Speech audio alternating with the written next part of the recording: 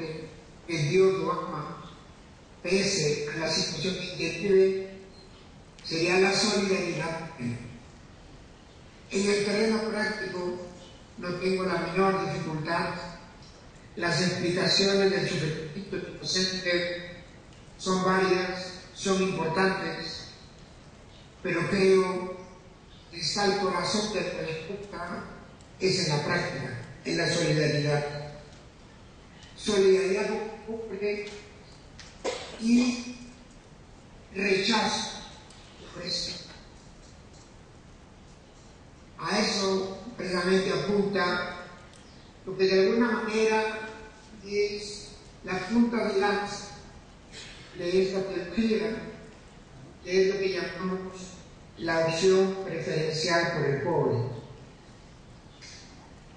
Opción por el pobre que llamamos preferencial para recordar la frase Juan 23, la iglesia de todos, y especialmente la iglesia de los pobres, pero cuyas raíces más profundas están en la Escritura. Paso a y tercera parte, perspectivas. Estoy viendo, voy a tener que hacer en forma un poco telegráfica. Creo que hoy día la Iglesia, y no solo en América, los cristianos, a este punto, estamos confrontando el reto de 3 grandes capítulos al interior de cada uno de ellos, muchos otros desafíos. Y quiero, antes de enunciarlos, decir que el reto no rechazo, sino una crítica con la que tenemos que confrontarnos y que además nos dan. No hay reto, no hay desafío, no hay interpretación que no nos dé un nuevo campo hermenéutico para entender la fe, para alimentar la vivencia de la fe y de la lucha del reino. Creo que esos 3 grandes temas son la propia pobreza. La pobreza es un reto a la vivencia de la fe y es también un criterio. Reto porque nos lleva a repensar los textos del mensaje cristiano sobre bases nuevas, distintas. Eso ha sido el caso ya, eso está en obra hace buen tiempo en estas diferentes vías teológicas. Pero es bueno recordarlo, creo que también es un criterio, porque, y para eso apelo a una frase que la conversé al comienzo, que fue dicha en esta presentación. Decía Monseñor Romero, hay un criterio para saber si estamos cerca de Dios, y ese criterio es estar cerca de los pobres. Creo que el punto de la insignificancia no solamente nos llama a solidaridad, nos llama a la ética social, nos plantea un campo hermenéutico en el que hay que pensar de qué Dios hablamos. Cuando decimos cómo decirle a los pobres que Dios nos ama, no buscamos únicamente comprender al pobre, también comprender al Dios del cual tenemos que hablar. Un segundo gran reto es más antiguo en teología, el de la modernidad y sus secuelas. La racionalidad, la libertad aportes muy grandes, muy modernos, pero que nos plantea también en el campo de la biología, por ejemplo, de la ciencia biológica, desafíos nuevos que hay que saber afrontar. Nos plantea también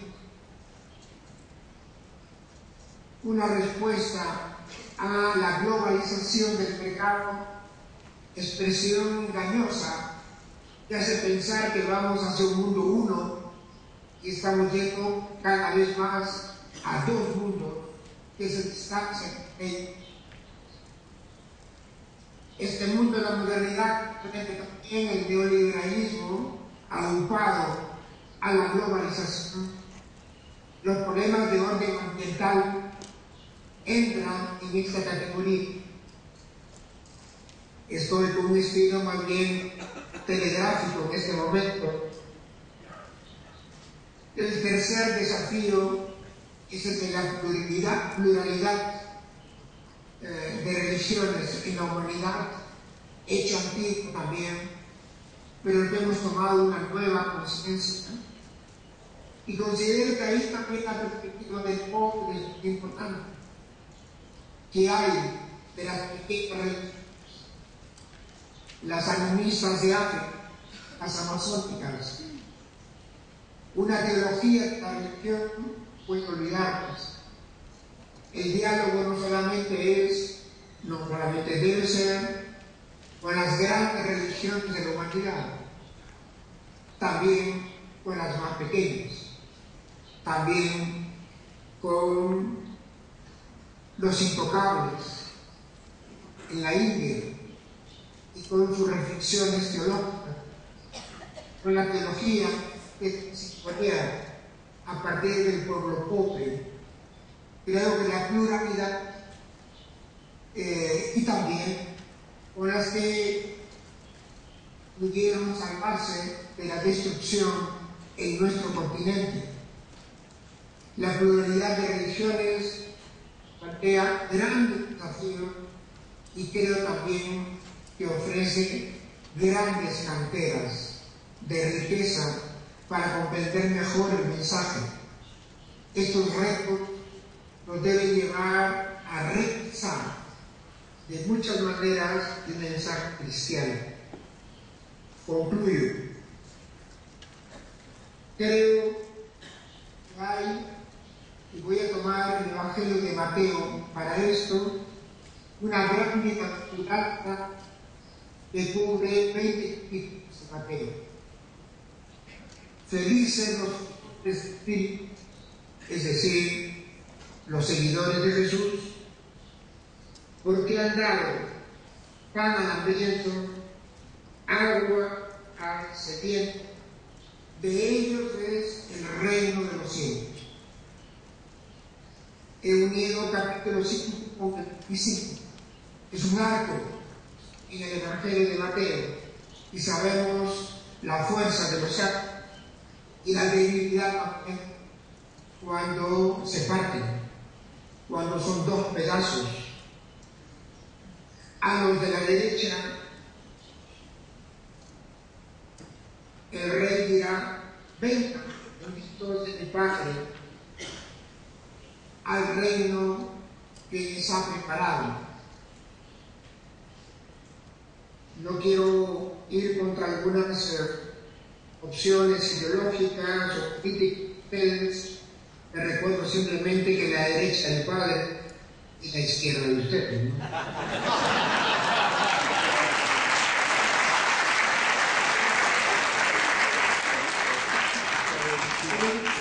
Esta es una gran bienaventuranza que de alguna manera las cubre todas y que resume el cristianismo.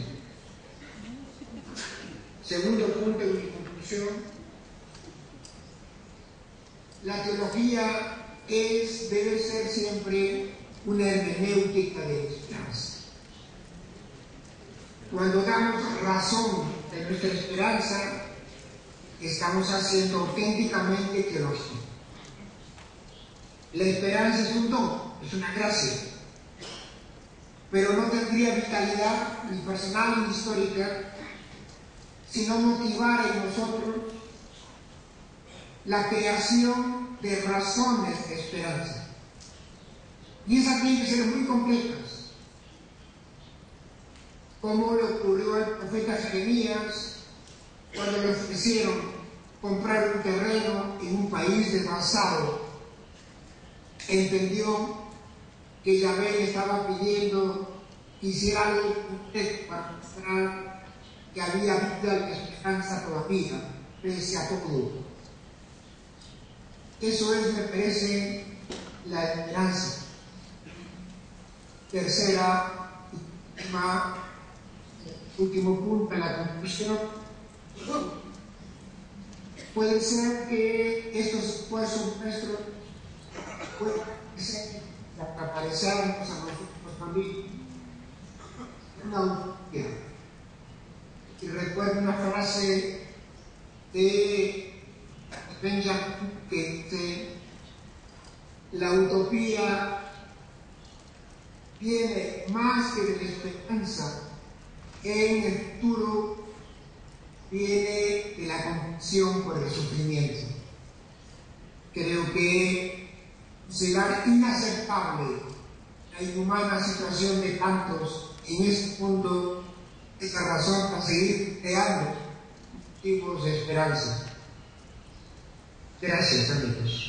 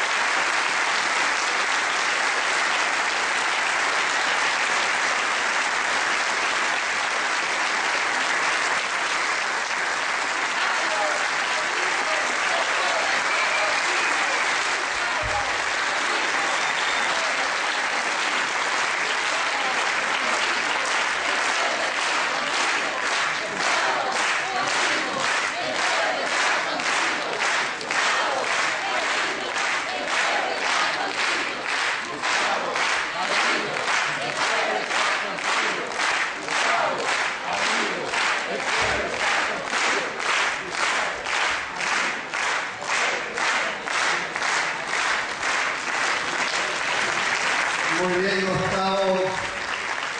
Gracias porque nos has iluminado, nos has confirmado, nos has interpelado un poco, nos has hecho reír, nos has hecho aplaudir. Estamos muy cerca tuyo, vemos que hay un poco de emoción, te acompañamos. Y ahora te vamos a hacer alguna pregunta. Así que quien quiera hacer alguna pregunta, tiene 1 o 2 minutos para acercarlas aquí y nos responderá Gustavo desde Lima. Maravillosa la técnica. No, perdón, que está en Estados Unidos, me he equivocado. Está en Notre Dame, en Estados Unidos. Por eso la Coca-Cola de ahí.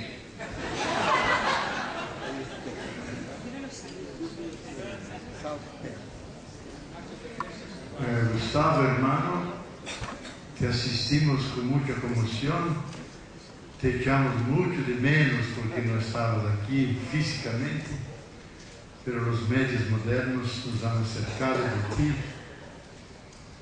y te agradecemos enormemente la charla porque nos has recordado la centralidad de la teología de la liberación que arranca de los pobres y la pobreza como injusticia, como opresión, y de ahí entonces liberación.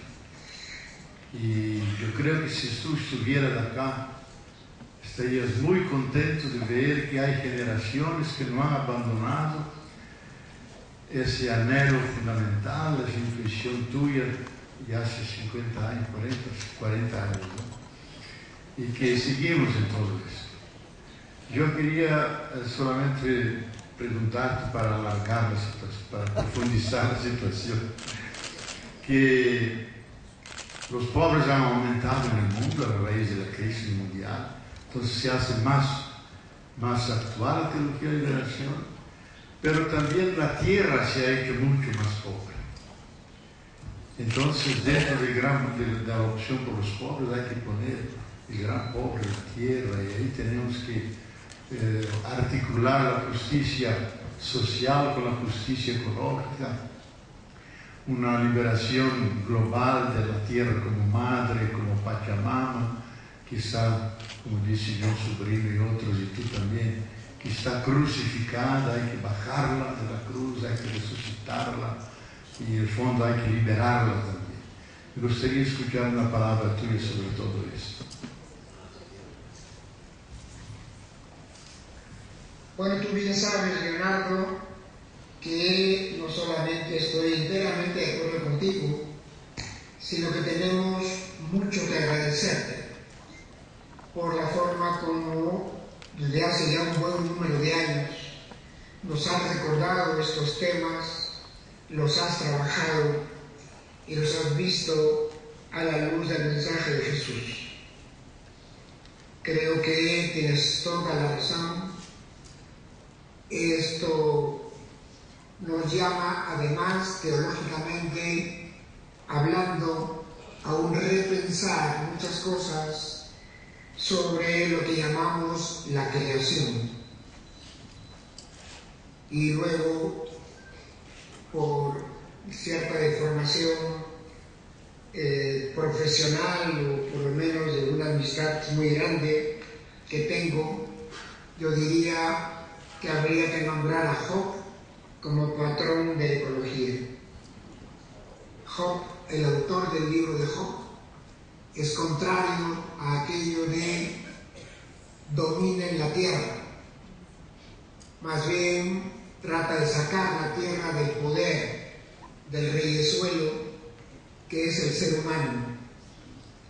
Y yo sé que no me lo van a aceptar, naturalmente, porque no sabemos quién es el autor de ese hermoso y poético libro, pero por lo menos creo que hay una visión de nuestra relación con el mundo cósmico, con la vida, que es absolutamente notable.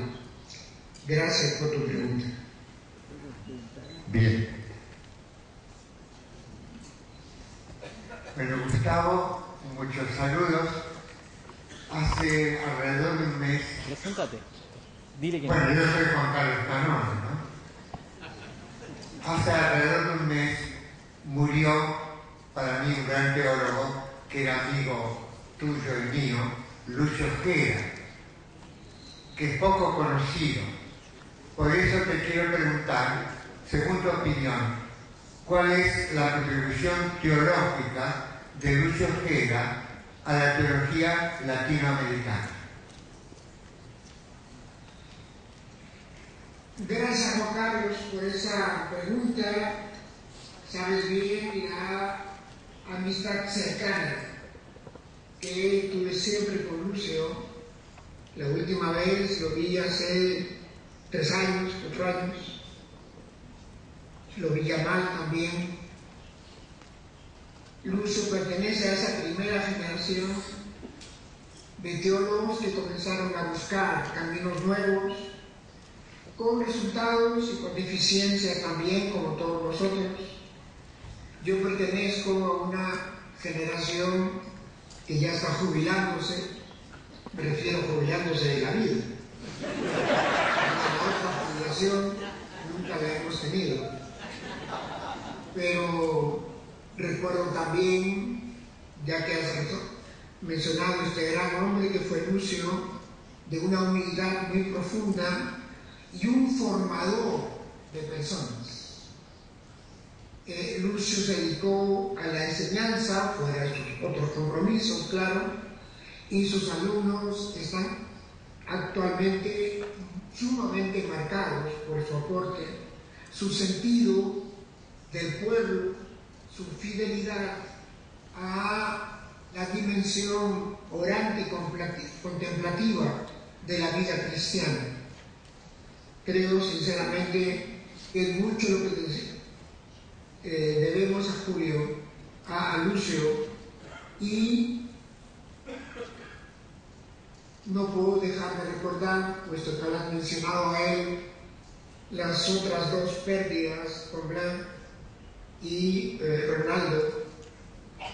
A Comblan lo conocí en Bélgica a mitad de los 50, antes de que fuera a Brasil, y a Ronaldo Muñoz fuimos estudiantes juntos un semestre en París, muy al comienzo de los 60.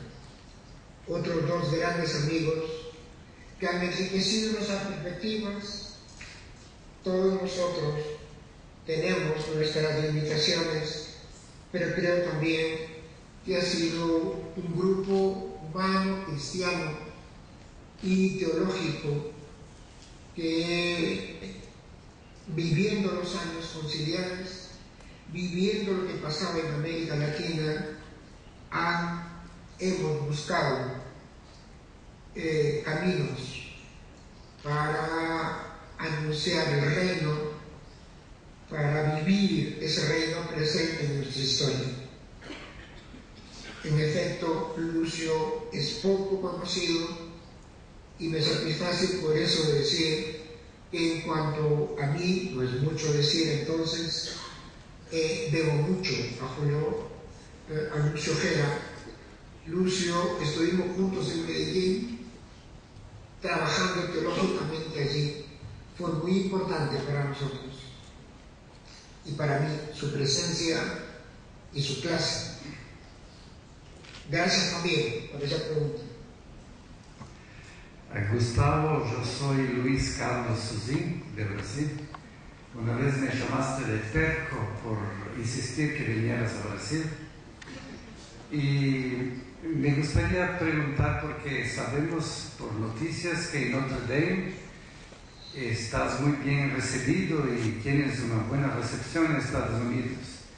¿Cuál es tu impresión ahora en enseñar en Estados Unidos también, conjugando a Perú, Lima y Estados Unidos?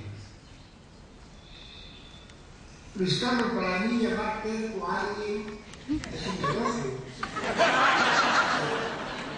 Porque yo creo que hay una bienaventuranza que falta en los evangelios y que a mí me parece muy importante. Bienaventurados los tercos, el reino de los cielos.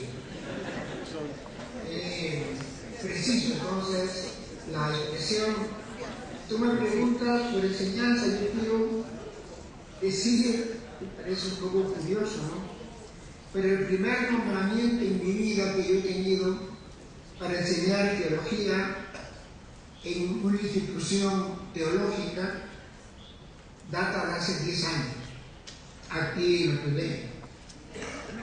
Nunca pude enseñar en la Facultad de Teología de Lima, no querían saber nada de mí. Y eso que cuando yo llegué era un padrecito por desde 30 años, un poco más, que no había cometido ningún pecado.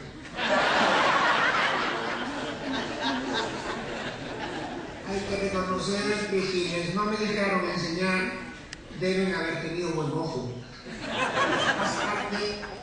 Más tarde sí tuvieron motivos. Yo he enseñado en la Universidad Católica de Lima, esos cursos que hay en las universidades católicas, que son cursos para estudiantes de sociología, literatura, historia, pero nunca a estudiantes de teología. Creo que hay una recepción minoritaria, naturalmente, pero grande. No hay que olvidar también que hay un mundo latino muy fuerte en este país. y debo reconocer que es la primera vez en mi vida que tengo alumnos de teología. Y por lo consiguiente, creo que esto puede no durar mucho más. Para mí ha sido bueno, interesante y me ha permitido también llenar algunos huecos de lectura que mi activismo durante más de 40 años, mi trabajo social, no me lo dio. Gustavo, tener a la última pregunta. Gustavo, muchas gracias. Soy Geraldina, que no me pude encontrar contigo en enero en Lima y aquí tampoco. Una preguntita, ¿qué nos dices tú a las nuevas generaciones de teólogos, de teólogas que estamos por aquí? Y también, ¿qué perspectivas tú ves de la teología que estamos haciendo las mujeres? Gracias. Gracias, Geraldina. Tú eres la del micro incorporado, ¿no?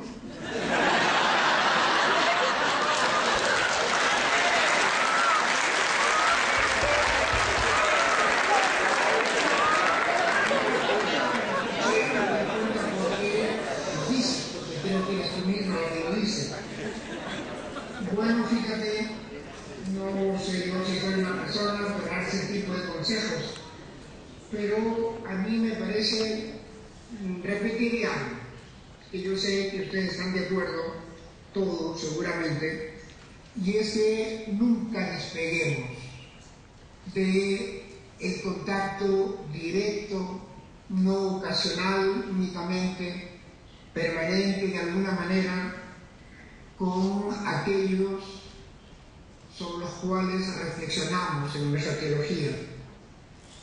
Creo que es bien difícil, es verdad, porque el día tiene siempre solo 24 horas, por lo menos hasta los últimos datos, y yo creo que podría apuntar un espacio de experiencia en un horizonte de esperanza, de reflexión teológica seria, rigurosa, es lo importante.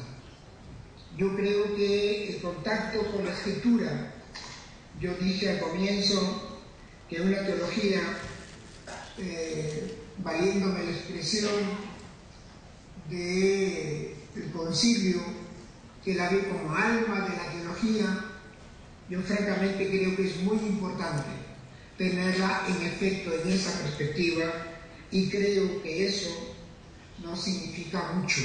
El contacto con ese mundo, con ese sufrimiento. Me hablas de la mujer, yo creo que es un sector de la humanidad que acumula sufrimiento y al mismo tiempo acumula esperanza de una manera que los bancos de Europa se volverían locos realmente de contentos si eso fueran euros.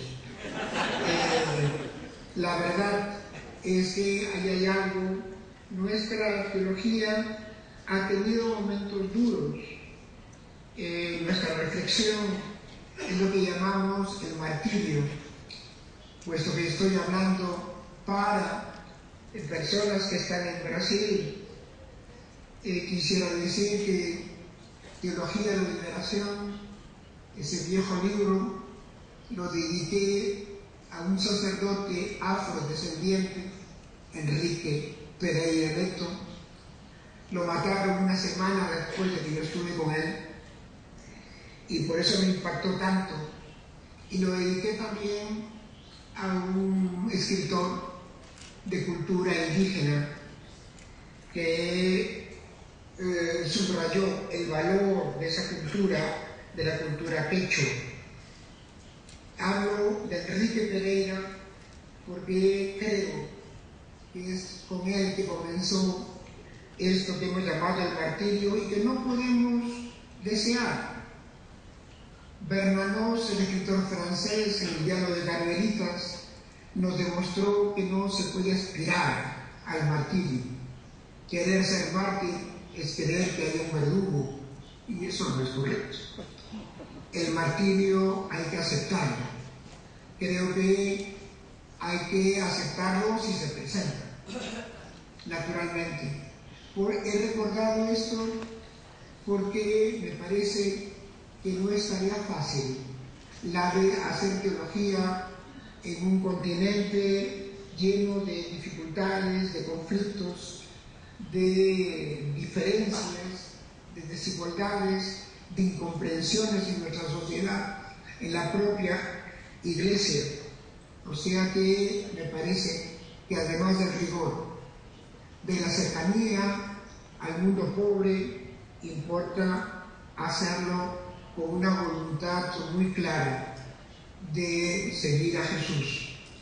Recuerden el texto de Marcos: Pedro reconoce al Mesías y se niega a aceptar, inicialmente por lo menos, se niega a aceptar el precio que significa seguir a Jesús. Ojalá no haya más ese tipo de crueldades y de muertes, pero creo que la teología implica muchas cosas. Implica una fidelidad muy grande al seguimiento de Jesús, una crítica muy grande también a un mundo de injusticias que se da por diferentes lados.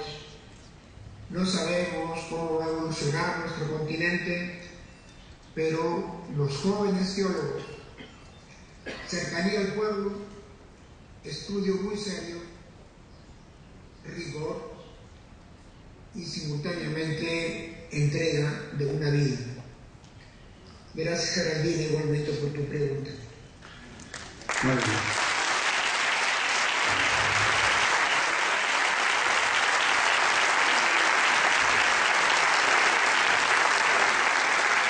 Muchas gracias, Gustavo, por tu presencia, que es casi un milagro, esto sí.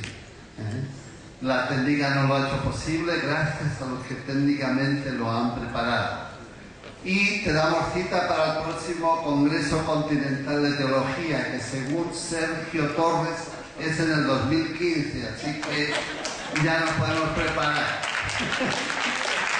Muchas gracias una vez más, gracias a todos. Nos encontramos mañana a las 8:30 para el momento de espiritualidad. Muy buenas noches.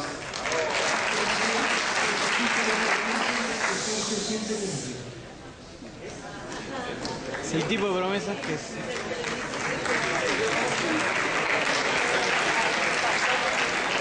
Ya grabaste arriba eso. ¿Por qué no?